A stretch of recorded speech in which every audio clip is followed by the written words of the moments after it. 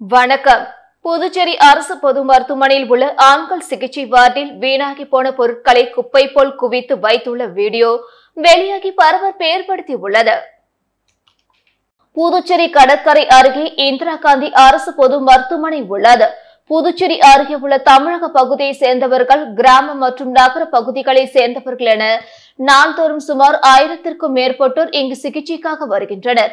நாள்தோறும் மருத்துவமனைக்கு வரும் மக்களின் எண்ணிக்கை அதிகமாகி வரும் நிலையில் மருத்துவமனையில் படுக்கை வசதி, கழிவறை வசதி உட்பட பல்வேறு அடிப்படை வசதிகள் சரிவர இல்லை என்ற புகாரும் தொடர்ந்து இருந்து வருகிறது.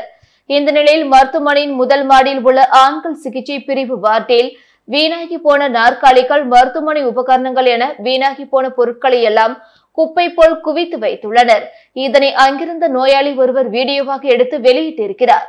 தற்பொழுது இந்த வீடியோ இணையதளத்தில் வைரலாகி வருவதுடன் மருத்துவமனையின் சுகாதாரம் குறித்து பல்வேறு தரப்பினரும் கடுமையாக விமர்சித்து வருகின்றனர்.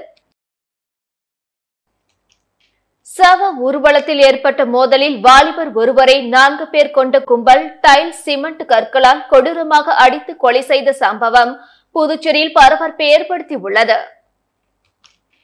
புதுச்சேரி வாம்பக்கீரபாளையம் பகுதியை சேர்ந்தவர் வீரமணி. இவரது மகன் விக்கி ஓரிரு மாதங்களில் பிரான்ஸ் நாட்டிற்கு செல்வதற்கான நடவடிக்கைகள் விக்கி மேற்கொண்டிருந்ததாக கூறப்படுகிறது. இந்த நிலையில் அந்த பகுதியில் ஒருவரின் மரண துக்க நிகழ்ச்சியில் பங்கேற்ற பின் சவ ஊர்வலத்தில் விக்கி நடந்து சென்று கொண்டிருந்தார். அப்பொழுது அதே பகுதியை சேர்ந்த ஒரு கும்பலுக்கும் விக்கிக்கும் வாய் தகராறு ஏற்பட்டதாக கூறப்படுகிறது.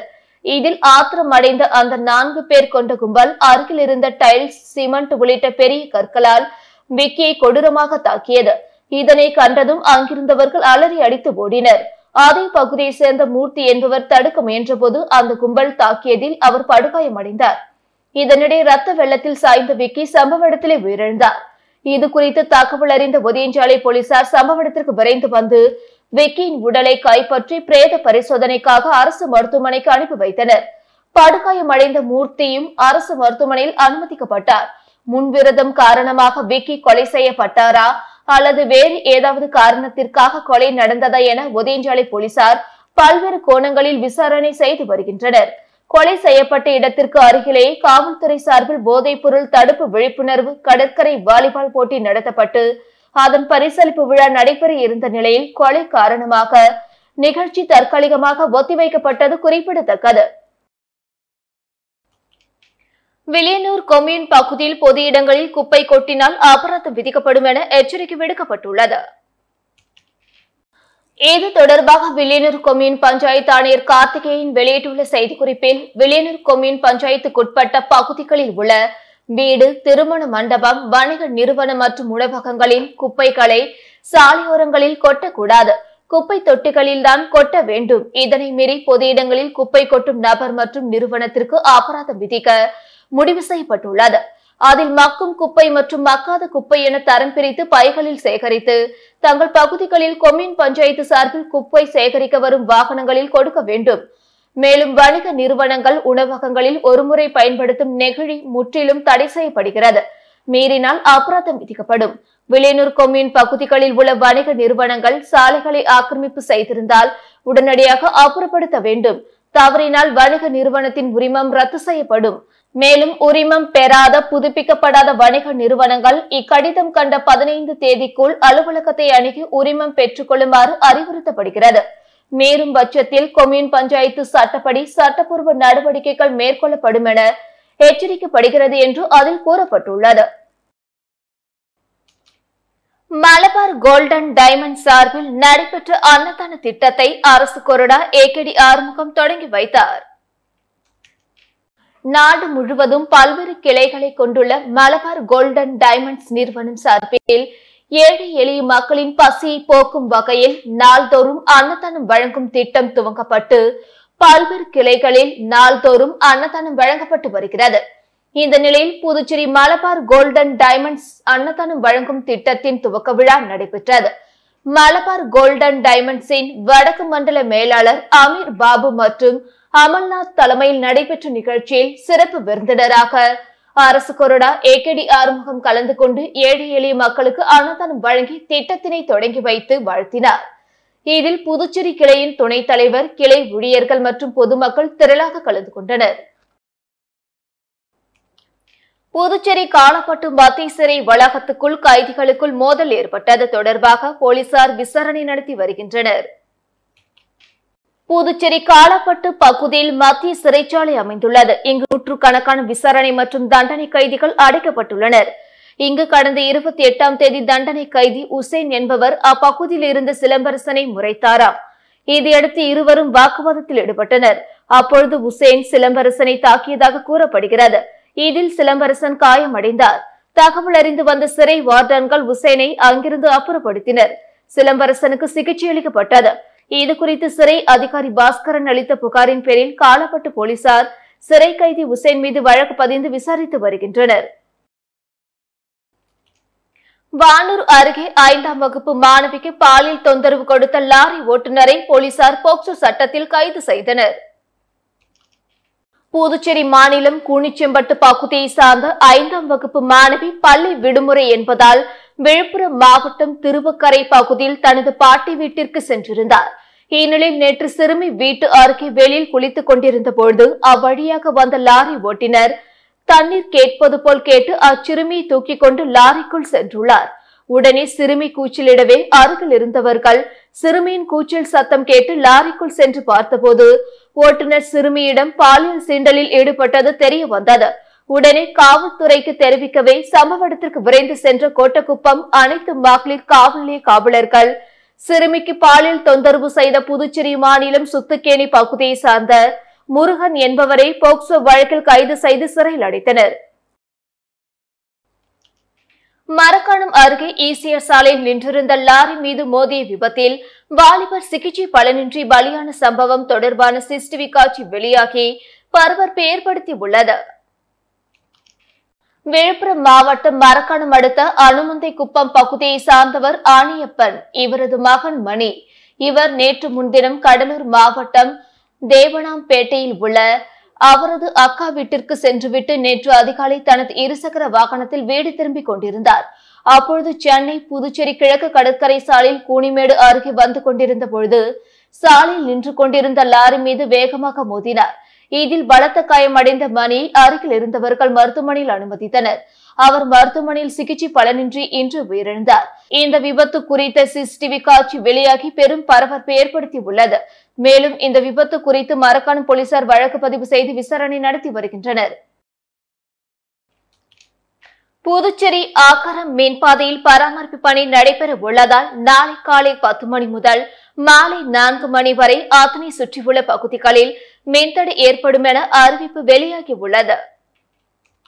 புதுச்சேரி ஆகாரம் மீன்பாதையில் பராமரிப்பு பணி நடைபெற உள்ளதால் நாளை கீழ்கண்ட பகுதிகளில் காலை 10 மணி முதல் மாலை 4 மணி வரை மின்தடை ஏற்படும் என அறிவிப்பு வெளியாகியுள்ளது. அதன்படி வில்லியனூர் ஒரு பகுதி, மூர்த்தி நகர், சிவகணபதி நகர், ஆரியபாளையம், பாரதி நகர், கண்ணகி நகர், கோட்டைமேடு, SMV புரம் மேற்கு, பரசுராமபுரம், பெருமாள்புரம், பாண்டியன் நகர், சேந்தநத்தம், சேத்திலால் நகர், சுல்தான்பேட், அரசூர், ஆத்து வாய்க்கால்பேட் உள்ளிட்ட பகுதிகளில் நாளை காலை 10 மணி முதல் மாலை 4 மணி வரை மின்தடை ஏற்படும் என அறிவிக்கப்பட்டுள்ளது. முருங்கப்பாக்கம் அருள்மிகு திரௌபதி அம்மன் ஆலய அர்ஜுனன் தபசு திருவிழாவில் திரளான பக்தர்கள் கலந்து கொண்டு சாமி தரிசனம் செய்தனர். புதுச்சேரி முருங்கப்பாக்கம் அருள்மிகு ஸ்ரீ திரௌபதி அம்மன் ஆலயத்தில் நடைபெற்று வரும் பிரம்மோற்சவ விழாவில் 4ஆம் நாளான இன்று சான்றோர் குல மரபினர் நடத்தும் அர்ஜுனன் தபசு திருவிழா இன்று நடைபெற்றது. முன்னதாக காலை ஸ்ரீ திரௌபதி அம்மன், முத்தாழ்வராயர் மற்றும் பரிவார தெய்வங்களுக்கு சிறப்பு அபிஷேக ஆராதனைகள் நடைபெற்றது. அதனைத் தொடர்ந்து நண்பகல் 2000 பக்தர்களுக்கு அறுசுவை உணவு வழங்கப்பட்டது. இதில் சிறப்பு விருந்தினர்களாக முன்னாள் சபாநாயகர் சபாபதி, காங்கிரஸ் பொதுக்குழு உறுப்பினர் விஜயலட்சுமி ஜெயமூர்த்தி, சான்றோர் குலத்தை சேர்ந்த விழா குழுவினர்களான கௌரவ தலைவர்கள் சகாதேவன், ஹரிகிருஷ்ணன், சேகரன், புண்ணியமூர்த்தி, ஜெயராமன், திருஞானம், தலைவர் தட்சிணாமூர்த்தி மற்றும் செயல் தலைவர்கள், துணை தலைவர்கள், செயலாளர்கள், பொருளாளர் மற்றும் செயற்குழு உறுப்பினர்கள், கிராமணியார் நாடார் பேரவை சார்பில் மாநில தலைவர் புரந்ததாசன், காப்பாளர் மதி மகாராஜா, கௌரவ தலைவர் ஆனந்த் செல்வராஜ், துணைத் தலைவர் திருபாகரன், பொது செயலாளர், ஆசிரியர் சபாபதி மற்றும் பலர் கலந்து கொண்டு சாமி தரிசனம் செய்து பக்தர்களுக்கு அறுசுவை உணவு வழங்கினர். திரளான பக்தர்கள் கலந்து கொண்ட இந்த விழாவில் இன்றிரவு சுவாமிகள் வீதி உலா நடைபெறுகிறது. புதுச்சேரியில் நேற்று மாலை இளைஞர் ஒருவர் 4 பேர் கொண்ட கும்பலால் கொலை செய்யப்பட்ட நிலையில் உடலை வாங்க மறுத்தும் குற்றவாளிகளை கைது செய்ய வலியுறுத்தியும் சுமார் 300க்கும் மேற்பட்ட உறவினர்கள் மற்றும் அப்பகுதி மக்கள் சோனாம்பாளையம் பகுதியில் சாலை மறியலில் ஈடுபட்டதால் பரபரப்பு ஏற்பட்டது. புதுச்சேரி வாம்பா கீரப்பாளையம் பகுதியில் நேற்று மாலை 4 பேர் கொண்ட கும்பல் விக்கி என்ற இளைஞரை அடித்துக் கொன்றது. இது தொடர்பாக ஒதியஞ்சாலை போலீசார் அதே பகுதியை சேர்ந்த 4 பேரை பிடித்து போலீசார் விசாரித்து வருகின்றனர். இந்த நிலையில் இன்று காலை விக்கியின் குடும்பத்தினர் மற்றும் உறவினர்கள் குற்றவாளிகளின் வீடுகளை அடித்து சூறையாடினர். மேலும் அவர்களது கார் மற்றும் பைக்குகளை அடித்து நொறுக்கினார்கள். இதனையடுத்து விக்கியின் உடலை வாங்க மறுத்தும் குற்றவாளிகள் மீது கடும் நடவடிக்கை எடுக்க வலியுறுத்தியும் சோனாம்பாளையம் சந்திப்பில் உறவினர்கள் மற்றும் பொதுமக்கள் என சுமார் 300க்கும் மேற்பட்டோர் திடீர் சாலை மறியல் போராட்டத்தில் ஈடுபட்டனர். இதுகுறித்து தகவல் அறிந்த போலீசார் விரைந்து சென்று போராட்டத்தில் ஈடுபட்டவர்களுடன் பேச்சுவார்த்தையில் ஈடுபட்டனர். ஆனால் அதை ஏற்காமல் தொடர்ந்து போராட்டத்தில் ஈடுபட்டனர். இதனால் அங்கு பதட்டமான சூழல் நிலவியது.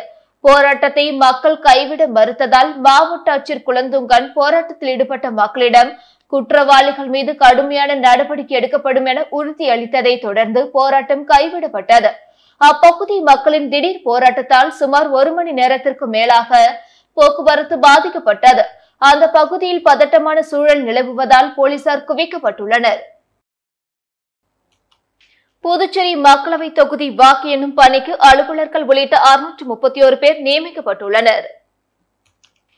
புதுச்சேரி மக்களவை தொகுதி வாக்குகள் எண்ணிக்கை பிராந்தியம் வாரியாக புதுச்சேரியில் 2 மையங்களிலும், காரைக்கால், ஏனாம், மாஹே ஆகியவற்றில் தலா 1 மையம் என மொத்தம் 5 மையங்களில் நடைபெற உள்ளன. வாக்கு எண்ணும் பணியில் 143 வாக்கு எண்ணும் மைய மேற்பார்வையாளர்கள், 151 வாக்கு எண்ணும் மைய உதவி அலுவலர்கள், 137 நுண் பார்வையாளர்கள், 2 வாக்கு இயந்திரங்களை எடுத்து செல்லும் ஊழியர்கள், உதவியாளர்கள் என மொத்தம் 631 பேர் நியமிக்கப்பட்டுள்ளனர். வாக்கு எண்ணிக்கைக்கு சட்டப்பேரவை தொகுதி வாரியாக தலா 3 சுற்றுகள் நடைபெறும் வகையில் ஏற்பாடுகள் செய்யப்பட்டுள்ளன. அரியாங்குப்பம், மணவெளி தொகுதிகளுக்கு மட்டும் தலா 4 சுற்றுகள் வாக்கு எண்ணிக்கைக்கு ஏற்பாடு செய்யப்பட்டுள்ளது. புதுச்சேரியில் 97 மேஜைகளில் வாக்கு எண்ணிக்கைகள் நடைபெற உள்ளன. வாக்கு எண்ணிக்கை நடைபெறும் புதுச்சேரியின் 2 மையங்களிலும் 3 அடுக்கு பாதுகாப்பு மேற்கொள்ளப்படுகிறது. இதில் சுமார் 500 போலீசார் பாதுகாப்பில் ஈடுபடுத்தப்பட உள்ளனர். காரைக்கால், மாஹே, ஏனம் ஆகிய பிராந்தியங்களை சேர்த்து மொத்தம் 1500 போலீசார் வரை வாக்கு எண்ணிக்கை பாதுகாப்பில் ஈடுபடுத்தப்பட உள்ளனர்.